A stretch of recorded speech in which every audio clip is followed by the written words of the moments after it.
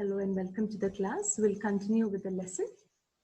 We finished 2 paragraphs. We'll move on to the third paragraph.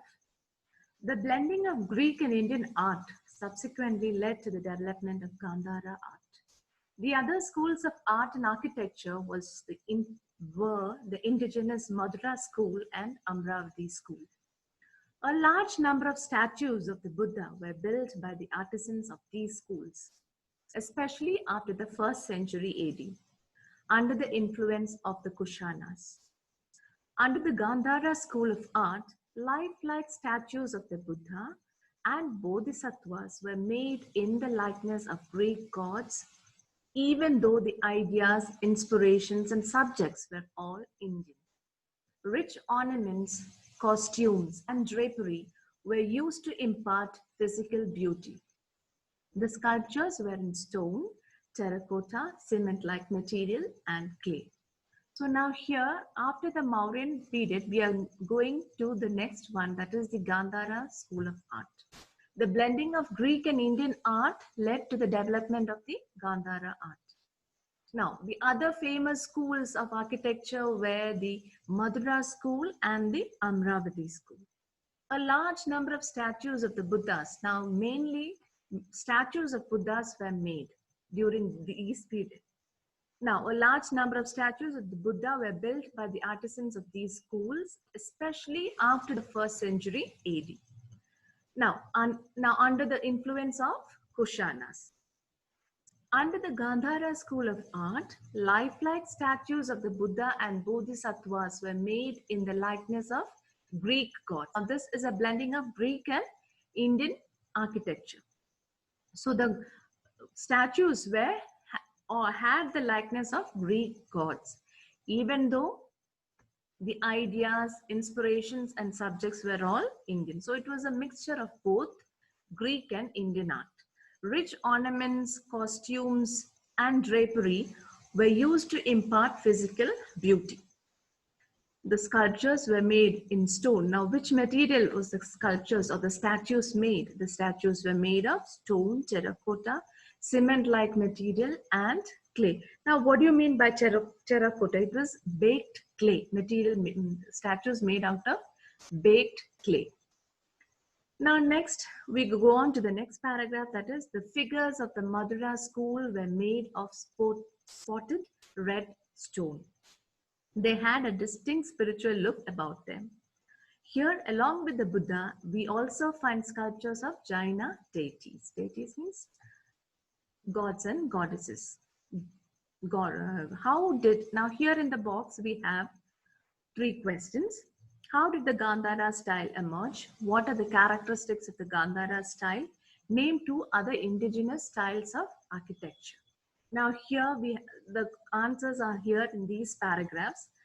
Like the blending of Greek and Indian art led to the development of the Gandhara art. What are the other indigenous schools? Madura school and Amravati school of art.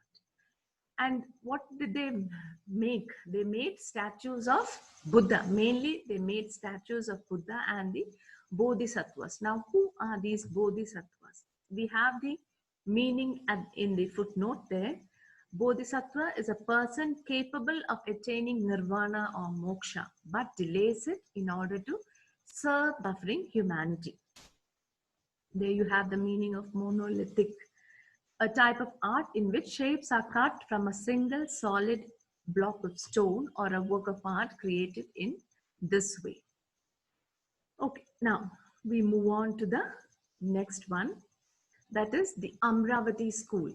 The Amravati school developed under the patronage of the Satavahanas of the Andhra region. A great stupa was built at Amravati in the lower Godavari region. The walls of the stupa were adorned with bas-relief. These had a carved medallion and decorative panels. Nagarjunakonda is another place that is famous for its Buddhist architecture. Now here we have, which school is mentioned here? Here we have the Amravati school. And under whose patronage did this school develop? Under the patronage of the Shatavahanas of the Andhra region. And we have a great stupa built in Amravati in the lower Godavari region. And the walls of this stupa was adorned or decorated with bas relief. Now, the meaning of bas relief is given for you in the footnote. Bas relief is a type of art in which shapes are cut from the surrounding stone so that they stand out slightly against a flat surface, or a work of art done in this way. Now, what is the next word given there? Carved medallion. Carved medallion is an oval or circular panel or design carved on the walls or ceilings. So in these two paragraphs, we have the Gandhara School of Art mentioned, the Madura School and the Amravati School of Art mentioned here. And all of them made sculptures or statues of Buddha and the Bodhisattvas. The Bodhisattvas are people capable of attaining nirvana but delays it in order to serve the suffering humanity. So after this, we go to the next paragraph, that is the next period, the Gupta period. The Gupta period marks the beginning of the construction of freestanding Hindu temples. The temples at Deoghar, that is Jhansi district, which has a central shrine or Garbhagriha, where the image of the deity is placed, and another temple at Bridakpur or the Kanpur district are two fine examples of this period. So after Amravati period, the Gupta period is mentioned. And here in the Gupta period, we have the construction or the beginning of the construction of freestanding Hindu temples. And two temples are mentioned here. Now, the main characteristics of this type of architecture was a central shrine or the Garbhagriha, where the image of the deity was placed. So this is a speciality of the Gupta period, which started the beginning of the construction of freestanding Hindu temples. Next, we move on to the cave architecture. The development of cave architecture is another unique feature and marks an important phase in the history of Indian architecture. More than 1,000 caves have been excavated where archaeologists have discovered sculptures that were created in the 2nd century BC and AD 10th century. Famous among these were the Ajanta and Ellora caves of Maharashtra and the Udaygiri caves of Odisha. These caves hold Buddhist viharas, chaityas, as well as mantapas and pillared temples of Hindu gods and goddesses. So in cave architecture, now what do you mean by cave architecture? And when did it develop? Cave architecture is another unique feature which marks an important phase in the history of Indian architecture. Now, there were many caves excavated. Now, the main caves are, or the most famous among them are the Ajanta and Ellora caves of Maharashtra and Udaygiri caves of Odisha. Now, these caves hold Buddhist viharas, chaityas, as well as mantapas and pillared temples of Hindu gods and goddesses. Now, here we'll move on to the next one, that is the rock-cut temples. Temples were hewn out of huge rocks. The earliest rock-cut temples were built in the Western Deccan in the early years of the Christian era. The Chaitya at Kale caves with fine high halls and a polished decorative wall is a remarkable example of rock-cut architecture.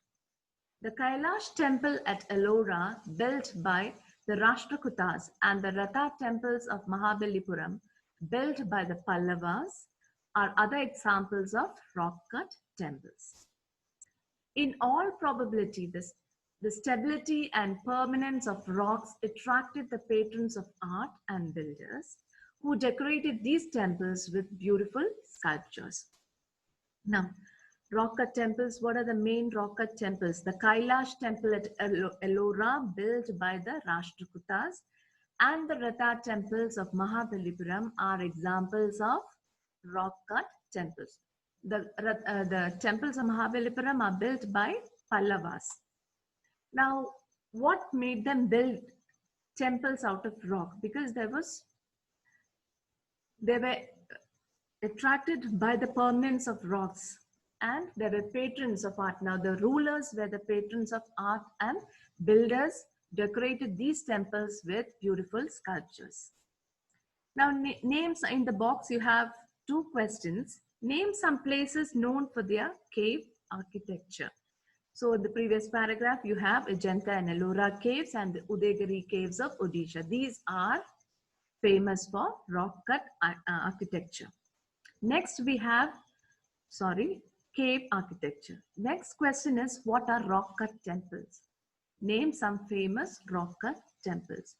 What are rock cut temples? Temples which are hewn out or cut out of huge rocks are known as rock cut temples. Now, what are the famous rock cut temples? The Chaitya at Kale caves, the Kailash temple at Ellora built by the Rashtrakutas, the Reta temple at Mahabalipuram. These are the famous rock cut temples.